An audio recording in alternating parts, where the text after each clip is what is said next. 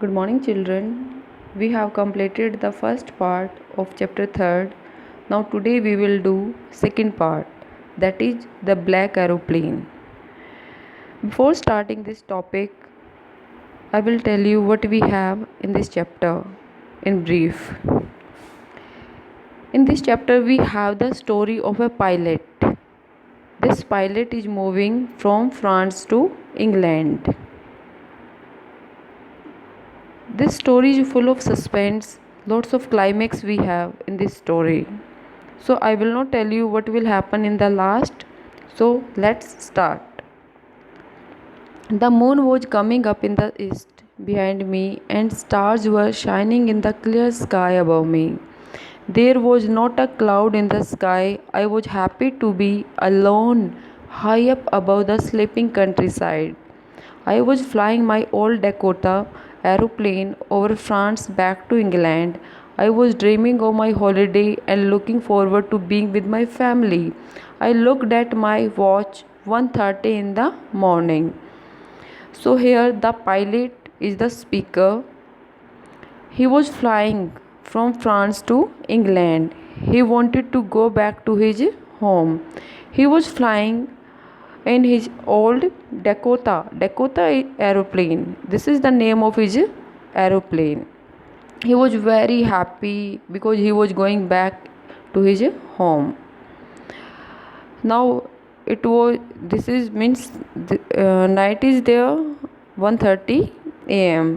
time is given. I should call Paris control soon. I thought as I looked down past the nose of the aeroplane. I saw the lights of a big city in front of me. I switched on the radio and said, Paris control, Dakota DS 088 here. Can you hear me? I'm on my way to England. Over. Then the pilot tried to contact Paris control room. He gave his signals and told about his journey. The voice from the radio answered me immediately. DS 088, I can hear you. You ought to turn 12 west now. DS 088 over. Now he got the response from the control room, and he had to move 12 west for England. I checked the map and the compass switched over to my second and last fuel tank. He turned the Dakota 12 west towards England. I will be in time for breakfast. I thought a good big English breakfast. Everything was going well. It was an easy flight. The pilot didn't have much fuel in his aeroplane. He had little fuel, but he was very excited to go his home. He wanted to have breakfast with his family, so he was thinking about that English breakfast. Paris was about 150 kilometers behind me. When I saw the clouds, storm clouds, they were huge. They looked like black mountains standing in front of me across the sky. I knew I couldn't fly up and over them, and I didn't have enough fuel to fly around them to the north or south. Now he left the Paris. Paris is 150 kilometers from that place.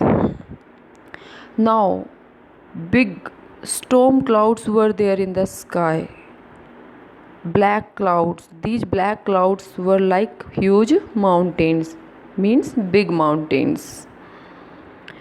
He had less fuel in his aeroplane, so he could not take round of those clouds. So that's why he had to move straight. I ought to go back to Paris, I thought, but I wanted to get home. I wanted that breakfast. Now the pilot is thinking he should go back to Paris because it is not safe to move in the black storm. But he wanted to go back to his home in England. He wanted to go, and that's why he was thinking about his breakfast. So finally he decided to go England. He didn't move back. I'll take the risk, I thought, and flew that old Dakota straight into the storm. Inside the clouds, everything was suddenly black. It was impossible to see anything outside the aeroplane. The old aeroplane jumped and twisted in the air. I looked at the compass. I couldn't believe my eyes. The compass was turning round and round and round. It was dead. So finally, the pilot was stuck in that storm. The compass was not working. It would not work. The other instruments were suddenly dead too. I tried the radio. Radio and other instruments also stopped working. Paris control, can you hear me? There was no answer. The radio was dead too. I had no radio, no compass, and I couldn't see where I was. I was lost in the storm. Then, in the black cloud quite near me, I saw another aeroplane. So, finally, the pilot he lost all the contact, and suddenly he saw an aeroplane in that storm. It had no lights on its wings. There were no lights in that aeroplane, but I could see it flying next to me through the storm. I could see the pilot's face turned towards me. The first pilot who was moving from France to England, that we are talking about, that pilot was able to see the face of another pilot. I was very glad to see another person. Now that pilot, he became relaxed, he became happy because someone was there in that difficult situation. He lifted one hand and waved. The another pilot was there. He lifted his hand and waved.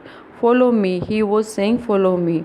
And with the help of his hand, he said, follow me. He knows that I'm lost. I thought he is trying to help me. Then the first pilot, he thought the second pilot wanted to help me. He turned his aeroplane slowly to the north in front of my Dakota so that it would be easier for me to follow him. I was very happy to go behind the strange aeroplane like an obedient child. After half an hour, the strange black aeroplane was still there in front of me in the clouds. Now there was only enough fuel in the old Dakota last tank to fly for 5 or 10 minutes more. Now pilot can only fly for 5 to 10 minutes, and pilot was following that black aeroplane like an obedient child. Who is an obedient child? Who follow all the rules and regulations without any objection. I was starting to feel frightened again, but then he started to go down and I followed through the storm. Then pilot was following that aeroplane and he was going down. Suddenly I came out the clouds and saw two long straight lines of lights in front of me. It was a runway. And finally the pilot came out from those black clouds and he saw a straight line.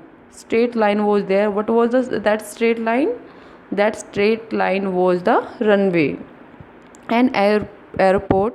I was safe. I turned to look for my friend in the black aeroplane, but the sky was empty. Then, when he was able to see the airport runway, then he became happy, and finally he wanted to see that another aeroplane, but no one was there. The sky was empty. There was nothing there. The black aeroplane was gone. I couldn't see it anywhere. I landed and was not sorry to walk away from the old Dakota near the control tower. Then finally the pilot landed and he went to the control room. I went and asked a woman in the control center where I was and who the other pilot was. Now the pilot wanted to ask who was that another pilot who was in that aeroplane who helped him. But the woman who was in that control room, she said, She looked at me very strangely and then laughed. Another aeroplane up there in this storm? No, other aeroplane were flying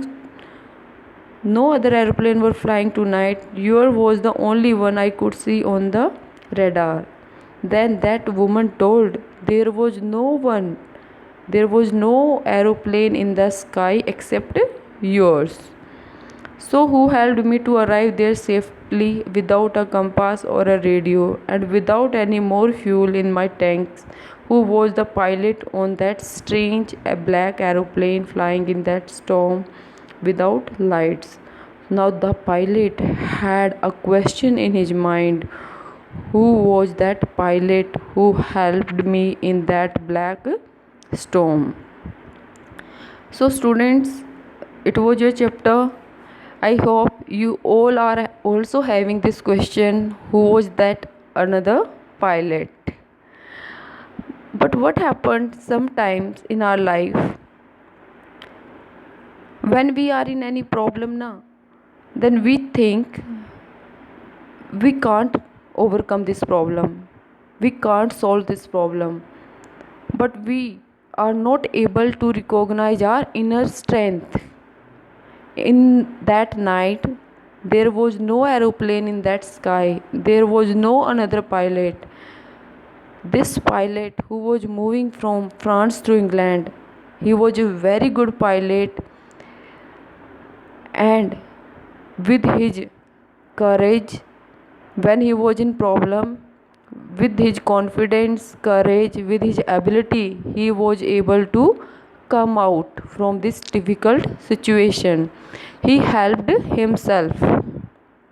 Okay, so there was no another aeroplane in the sky. So, like this pilot, when we are in any problem, we should not feel fear, we should not feel any type of doubt. We should try, we should recognize our strengths, and then we will be able to come out from these problems. Thank you. Have a nice day.